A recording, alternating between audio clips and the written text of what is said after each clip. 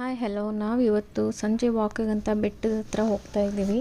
ಇಲ್ಲೊಂದು ತೋಟ ಇದೆ. ಇಲ್ಲಿ ನವಿಲುಗಳು ಜಾಸ್ತಿ ಇರುತ್ತೆ. ನೋಡೋಕ್ಕಂತ ಅದಿತಿನ ಕರ್ಕೊಂಡು ಬಂದಿದ್ದೀವಿ. ಅಲ್ಲೊಂದು ಪುಟ್ಟದಾಗಿ ಒಂದಿಷ್ಟು ನವಿಲುಗಳಿವೆ. ಅದನ್ನೆಲ್ಲ ನೋಡೋಕ್ಕಂತ ನಿಂತಿದ್ದೀವಿ. ಯಾವುದು ಕಾಣ್ತಾ ಇಲ್ಲ.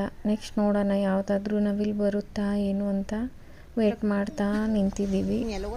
ನಾವಿರೋ ತಮಿಳ್ನಾಡಲ್ಲಿ, ಹಂಗಾಗಿ ಇಲ್ಲಿ ಭತ್ತ ಬೆಳೀತಿದ್ದಾರೆ. ನಾವಿರೋ ಇದರಲ್ಲಿ ಅದೆಲ್ಲ ಕನ್ವೆ ಥರ ಮಾಡಿ ಹಾಕಿದ್ದಾರೆ. ಇದರಲ್ಲೆಲ್ಲ ಒಂದೊಂದು ನವಿಲು ಬಂದು ಕೂತಿತ್ತು.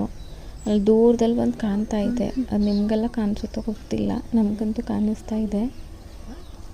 ಏನೇ ಅನ್ನಿ, ಪ್ರಕೃತಿ ಸೌಂದರ್ಯದ ಮುಂದೆ ಯಾವುದೂ ಇಲ್ಲ. ಇಲ್ಲಿ ಬಂದಂತ ಸಿಗೋ ಇದಕ್ಕೆ ಬೇರೆ ಎಲ್ಲೂ ನೆಮ್ಮದಿ ಇರಲ್ಲ. ಒಂಥರ ಏನೋ ಸಂತೋಷ ಸಿಗುತ್ತೆ. ಇಲ್ಲಿ ಮಾನವನ ಚಟುವಟಿಕೆಗಳಿಂದ ಪ್ರಕೃತಿಗೆ ಹಾನಿ ಆಗೋದ್ರಿಂದ ಈ ಥರ ರಕ್ಷಿಸುವುದು ನಮ್ಮ ಜವಾಬ್ದಾರಿಯಾಗಿದೆ.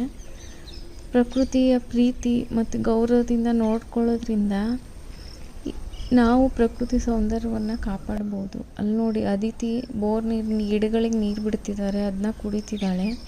ಬೋರ್ ನೀರು ಬೇಡ ಅಂದರೂ ಕುಡಿತಿದ್ದಾಳೆ. ಅವಳಿಗೂ ಇವಾಗಿಂದನೇ ಈ ಪರಿಸರದ ಮುಂದೆ ಬೆಳೆಯೋ ವಾತಾವರಣದಲ್ಲಿ ಕಲಿಸಿದ್ರೆ ಅವಳಿಗೂ ನೆಕ್ಸ್ಟ್ ಪೀಳಿಗೆಗೂ ಇದಾಗುತ್ತೆ.